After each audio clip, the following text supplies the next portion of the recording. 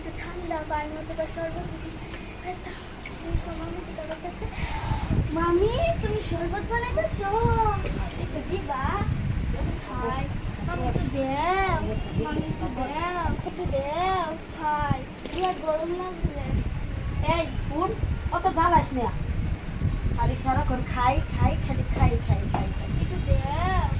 এই তোর বাপে যে টেহা কামাই করে, কই টেহা দেয় দিয়া করে, কই টেহা দেয়? মামার ঘরে এলো বইয়া বইয়া খাইতেছ, একটা কাম নাই কাজ নাই, সারাদিন খেলে খালি শরবত দেও, পোলাও দেও, মাংস দেও, খালি খাও না খাও। বাবা তুমি দেখতে দেন এমন। এই কি হইছে? কান্না করতেছিস কে? মামি আমার বলছি যে শরবতের লাগে। কেন শরবত দেয় নাই? কেন? আমি একটু তুমি চাই, তুমি শরবত চাইতে আমি একটু দিলে কিন্তু আমি দাঁড়াও দাঁড়াও, আমি দিচ্ছি। আমার এখানে আছে শরবত, একটু রাখছিলাম, এটা খাও। আরে এই শরবতের লিগা আসলে দুনিয়াটাই এরকম স্বার্থপর, বুঝছস?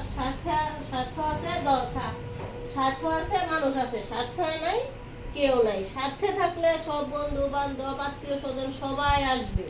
যখন মাথার মধ্যে তেল থাকবে, তোমার কাছে টাকাও নাই মাথার তেলও নাই, তখন আর কেউ আসবেও না। এরকম যখন ওর বাবা কাজ করছে ই করছে, তখন সবাই ওদেরকে আদর যত্ন করছে, কতই। এখন নাই, এর জন্যই নেই। আর খাবা? আর খাবা? না। আসো আসো, আমাদের বাসায় যাই।